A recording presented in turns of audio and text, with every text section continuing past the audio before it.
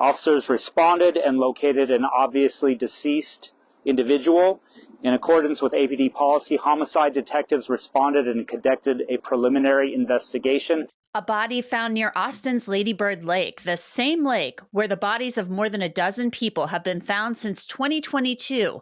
I'll tell you what police are saying about this recent case. Plus, I was found at about 4:30 in the morning at the bottom of a ravine. Actually was right next to a river that would lead to Lady Bird Lake. I have new information about the man's fall from a bridge near the lake as one woman searches for answers in the death of her son's father. I think either something happened at the lake or before going to the lake and he was just dumped there. Welcome to Crime Fix. I'm Angenette Levy. For more than a year now, there's been a lot of talk on social media about Austin's Lady Bird Lake and the number of bodies that have been found in and around the lake in a relatively short span of time. Austin police say that the theory that there's a serial killer on the loose is not backed up by evidence or autopsy results, but the loved ones of the people who have died, many of them at least, do not buy it, and they want their deaths reinvestigated. Since 2022, 13 bodies have been found in and along Lady Bird Lake. All were men with the exception of one. One man found on a trail in July died by suicide. Just last week, another body was found on a trail near the lake, but Austin police say they do not believe this is a homicide. Austin 911 received a call, a check welfare call in regards to a person the complainant suspected was deceased along the trail in the 2700 block of Canterbury Street. Officers responded and located an obviously deceased individual. In accordance with APD policy, homicide detectives responded and conducted a preliminary investigation, after which the medical examiner's office responded and collected the decedent. The preliminary investigation shows that the decedent had no signs of trauma. There is no suspicion of foul play, and it is not being investigated as a homicide at this time.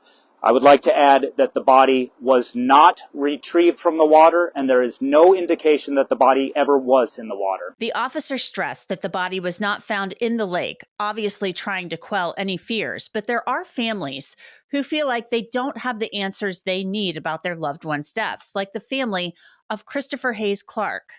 It was just a lot. It's very heartbreaking. It's still very heartbreaking and very unbelievable for me. Regan Aparicio is the mother of Clark's son. Clark's body was pulled from the lake on April 15th of last year. It's been very difficult. It's difficult because at the time my son was 12. He's 13 now.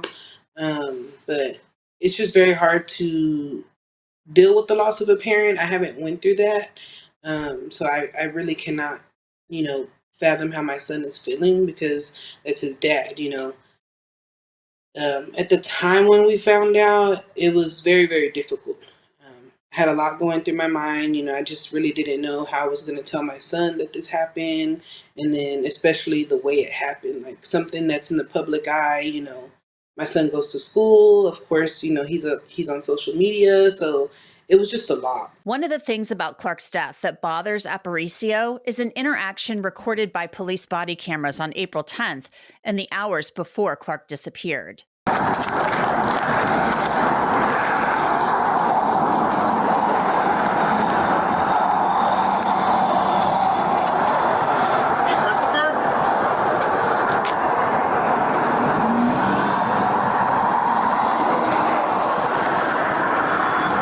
Christoper.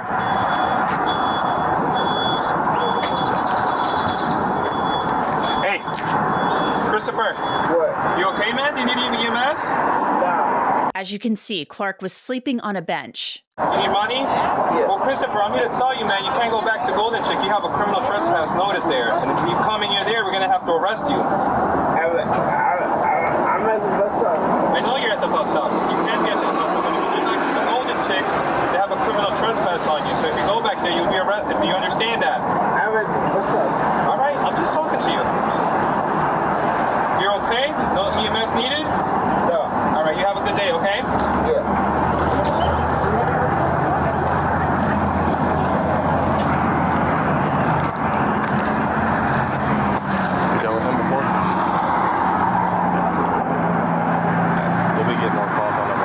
police later discussed how they are familiar with Christoper Hays-Clark. I don't think he overdosed. I think either something happened at the lake or before going to the lake and he was just dumped there. I know for a fact that Chris didn't put himself in that water. And despite them trying to blame it on his drug usage, I've known Chris since I was a kid. We met when we were teenagers. He started using drugs like when my son was 2. My son's now 13. I've seen him at his worst, and he is well aware of what he's doing, and he's not like he's very, very active outside. Like he did Boy Scouts, camping, like he can survive outside.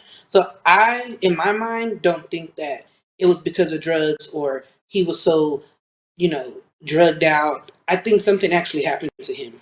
Austin police told me in a statement, the Travis County Medical Examiner's Office ruled the cause of death for Christoper Hays-Clark undetermined. The death investigation showed that there was no trauma to the body and no indication of any criminal activity. It is unknown when he died.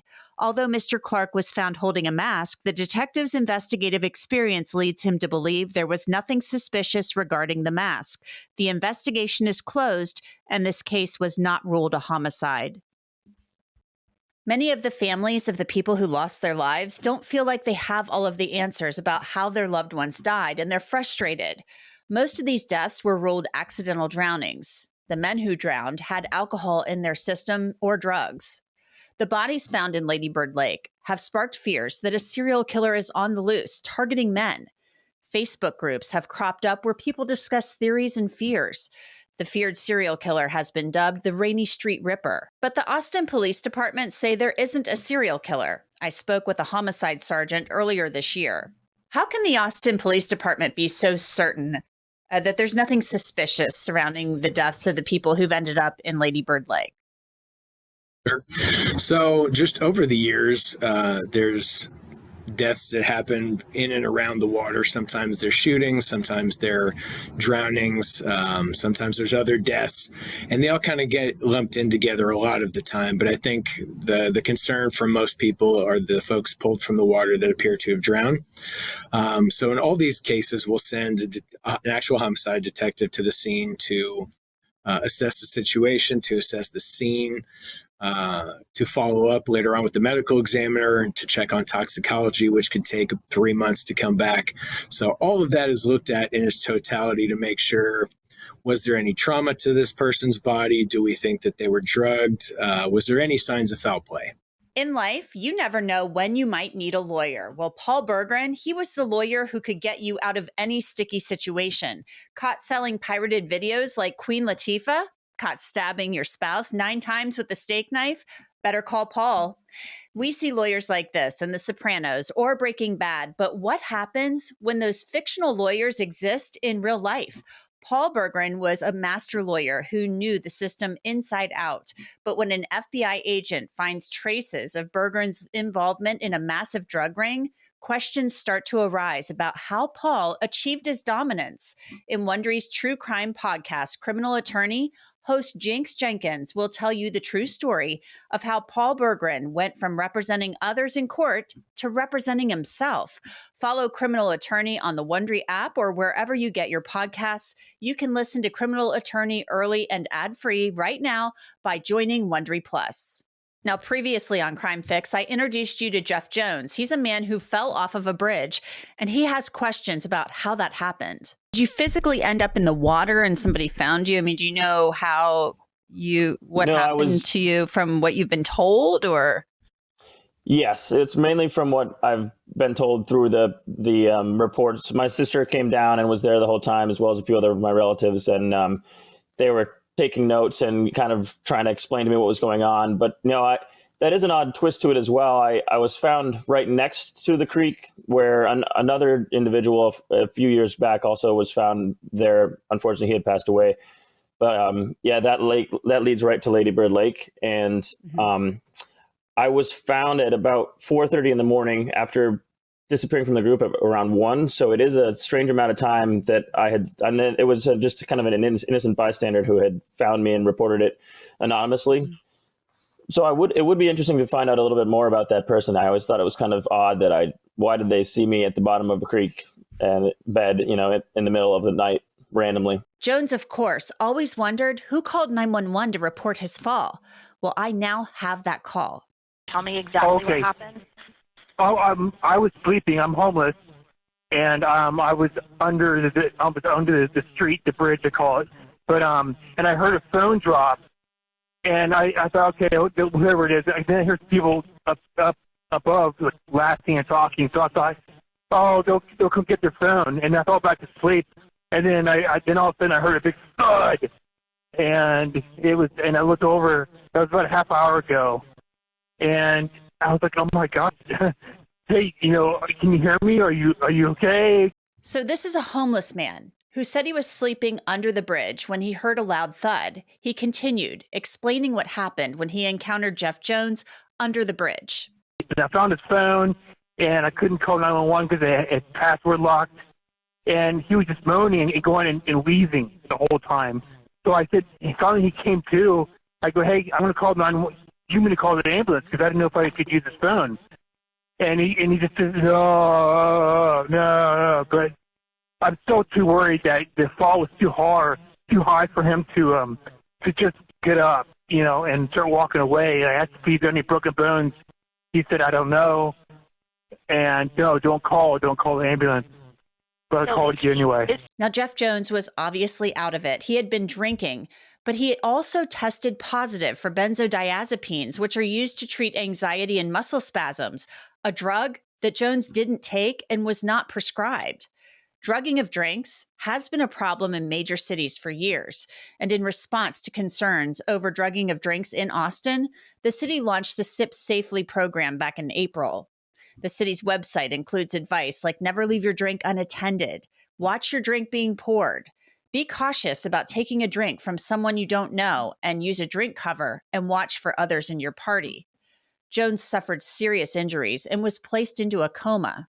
I'm still on some pain meds. I luckily have gotten off of most of them. It was pretty intense at first, but I do have two very large rods in my back connecting actually 4 rods in 2 places in my back connecting the spinal cord, the areas that were damaged, and those are actually supposed to come out this summer. Shockingly enough, they aren't permanent. But I still can function fairly normally with it. It is a little painful sometimes, certain activities, but really I'm pretty lucky. And I also did have a puncture wound. A branch went through my elbow. Interestingly enough, Austin police wrote a police report about Jones's fall in May of this year, nearly a year after the incident.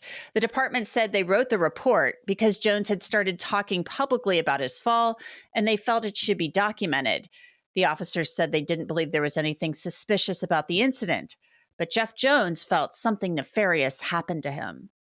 It was definitely quite a revelation. I mean, I had never really contemplated my own mortality at all. I'm in my mid-30s, so it's not even something you think about, really. We had actually heard about it when we were going down. There was about 6 or 7 of us on a flight down from Boston together on Thursday, and we had heard of the disappearances of people, and we were kind of joking with one another, oh, watch out for the serial killer in Austin. And, to wake up and then realize that, it could have actually been a target of somebody in that exact situation we were laughing about was definitely a shock. Fears remain in Austin that someone is targeting men in the bar district. Do you understand the fear there or the concern?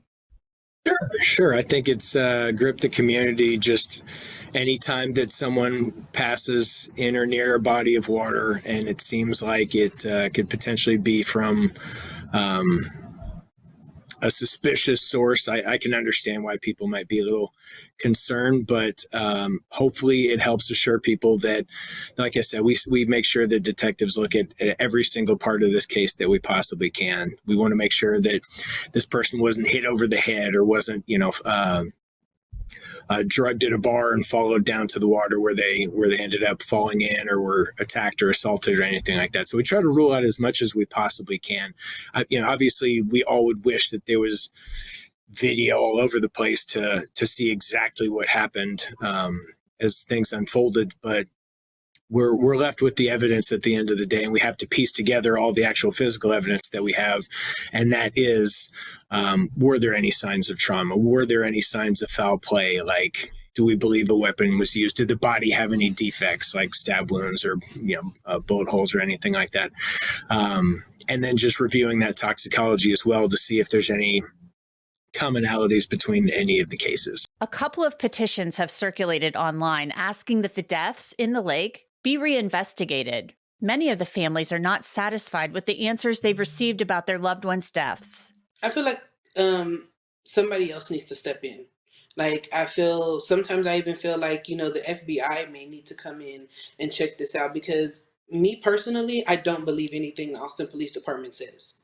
I feel like they just say one thing and then do another thing, and to me, it doesn't add up. And I want answers. Not just for Chris. I want answers for everyone, because everybody deserves to know what happened to their loved one. I think the hardest thing about all of this is just knowing, like, not knowing at all. Like, I have no answer to what happened to him. Like, how can you go from seeing somebody and they were perfectly fine and normal to they end up dead in the lake? Like, it's crazy to me. And at this point, it doesn't appear that there are any plans to reinvestigate these deaths. The Austin Police Department appears confident in their findings. That's it for this edition of Crime Fix. I'm Angenette Levy. Thanks so much for being with me. I'll see you back here next time.